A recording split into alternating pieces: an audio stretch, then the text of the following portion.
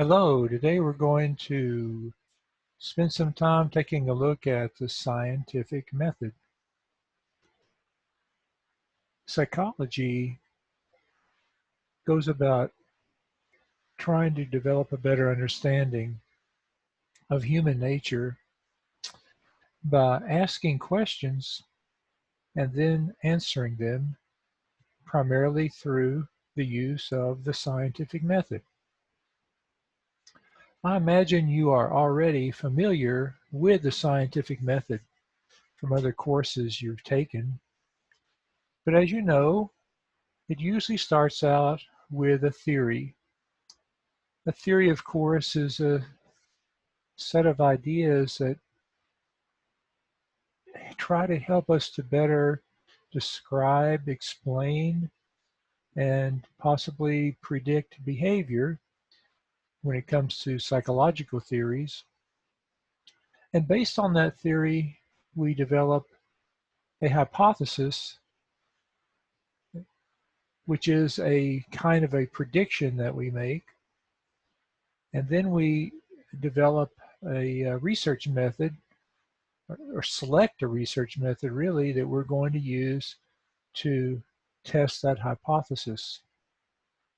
We also identify the variables that we want to use in our study, whatever it happens to be, and we try to define those variables as specifically as we can, and that's called operational definition. Once our study is completed, then if possible, we would replicate our study in order to repeat the study again and see if we could obtain the same kinds of results. Pre-registration is a relatively new development in the field of psychological research, where researchers will actually submit their proposed study to a journal to be approved before they actually complete the study.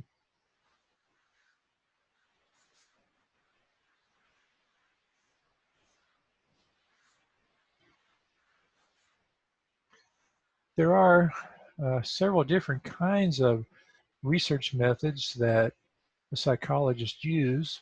Some of them are called descriptive techniques, and these include case studies and also naturalistic observation.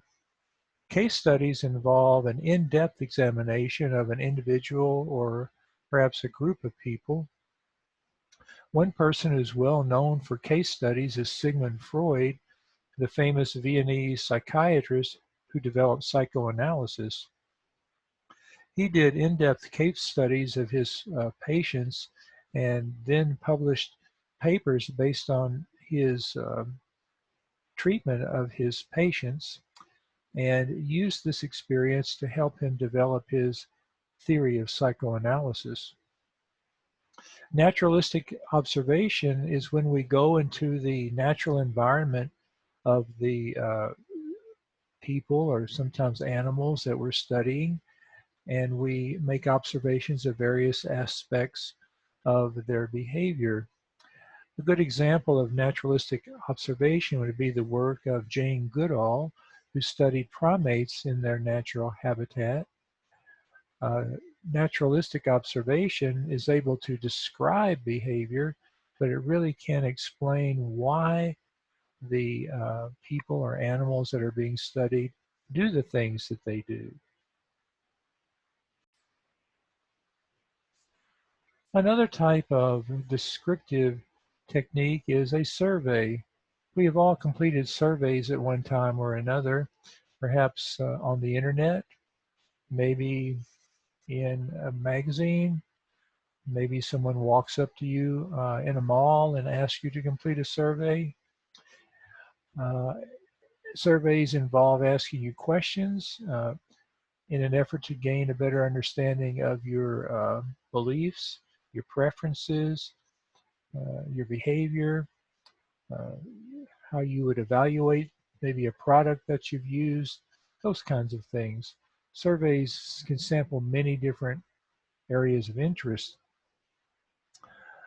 The way the questions are asked in surveys, if it's actually administered by a person, the characteristics of the person asking the question would be examples of factors that might actually affect survey results.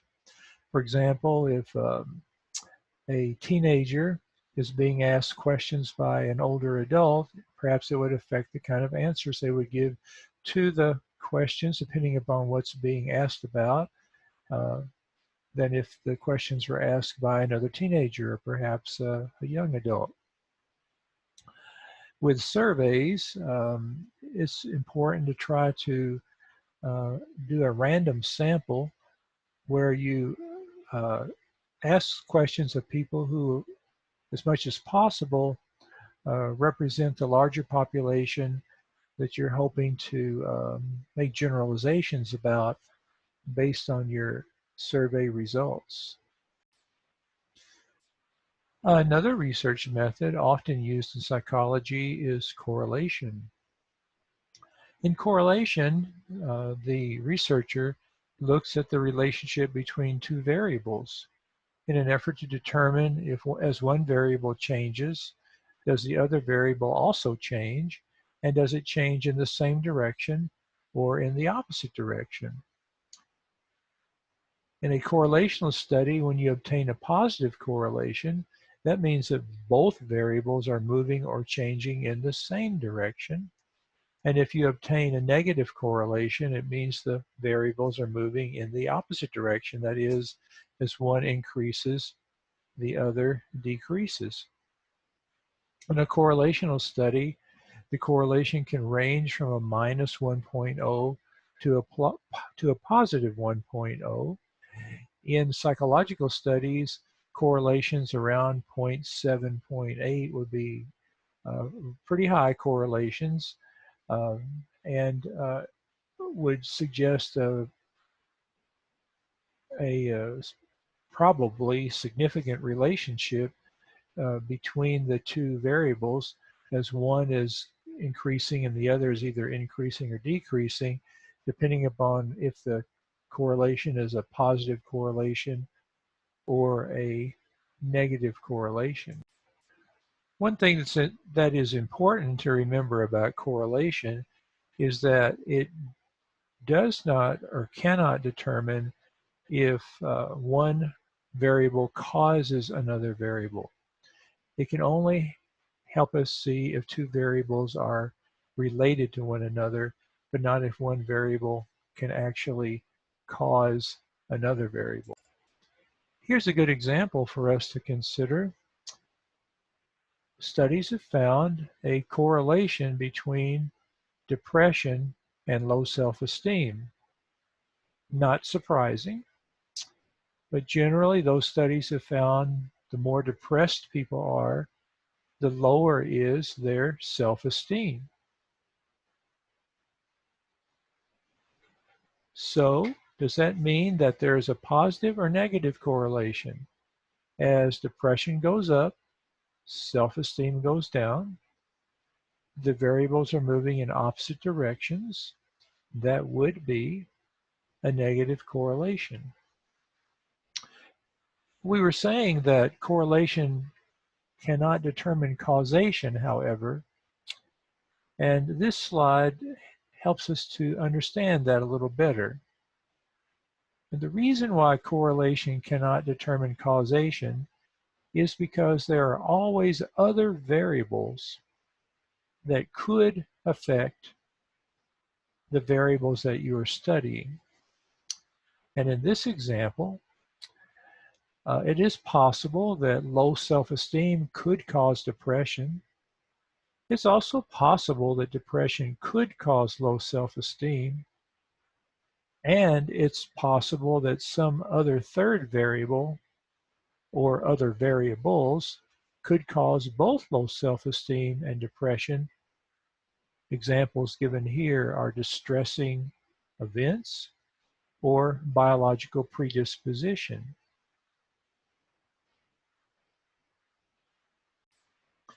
The one type of research method that can determine causation, that can determine a cause-effect relationship, is an experiment.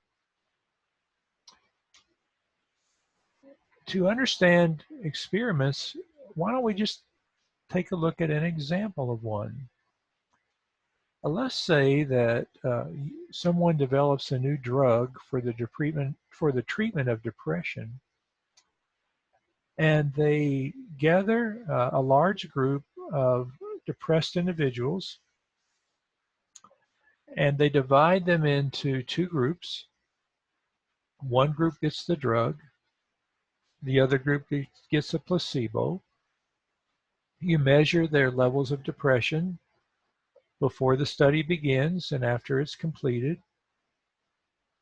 in an effort to determine if the drug does help to relieve depression. In our example, our hypothesis would be that the drug helps to reduce depression. And now we've designed an experiment in order to test our hypothesis. In experiments, there are always other variables, just like in correlation, that could affect the results or might affect the results. So we have to control for those variables in some way. Can you think of some other variables that might affect the results of an experiment like the one that we've designed?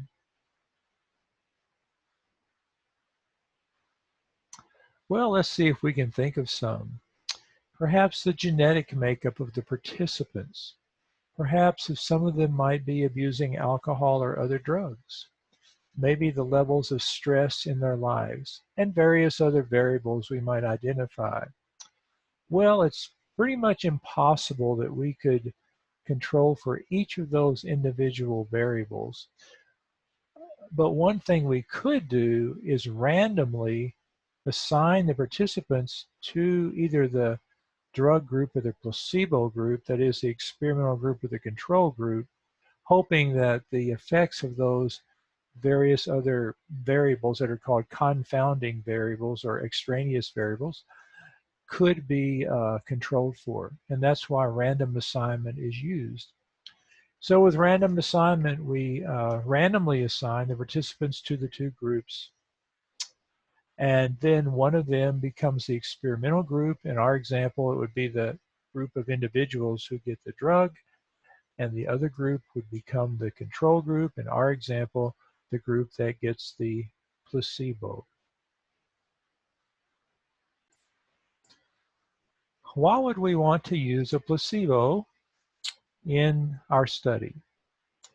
Well, as it turns out, the placebo effect in drug studies can be fairly high. Some people say as high as 60%, which means that 60% of the people with a placebo might get better just because they expect to get better because they're taking a pill, not knowing if it's the actual drug or the placebo that they're getting. So we want our drug to work better than a placebo. A method that we could use in our study to help ensure that the drug effects are true effects would be to use a double-blind procedure. And as you're probably aware, in a double-blind procedure, the participants in the study, in this case depressed individuals, don't know whether they're getting the actual drug or not. And the research assistants who are interacting with the participants, perhaps even measuring their levels of depression, would not know which participants are getting the drug or not either, because they might be biased in the way they would relate to the individuals or take measurements of the individual's behavior, not intentionally, but they still might be biased in how they would go about it. So nobody can really know except the one person who's putting the drug out there so that one group gets the drug and the other group gets a placebo. That would be the only one who would know if the participants are getting the real drug or the placebo. That would be how we would go about designing such a study. In experiments, there are always at least one independent variable and one dependent variable. The independent variable is the variable that is being manipulated. In our example, the independent variable would be the drug. Confounding variables are anything else that might affect the results, but that we are not studying in our experiment. And the dependent variable is what we are trying to influence through the introduction of the independent variable. In this case, the dependent variable would be depression in the example that we're looking at. Here's another example of an experiment where researchers were interested in looking at comparing the effects of breast milk and formula on intellectual development in children. They divided their children into two groups. The experimental group received breast milk. The control group received formula. The independent variable, as you can see, is the breast milk.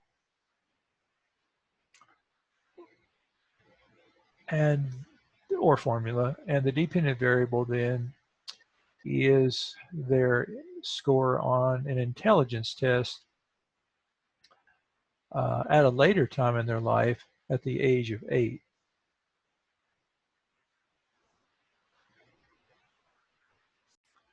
What might be some confounding variables that could affect these results for which hopefully random assignment would control? As you can see, two that have been identified here are parental intelligence and the environment. This completes our discussion of the experimental method. Thank you.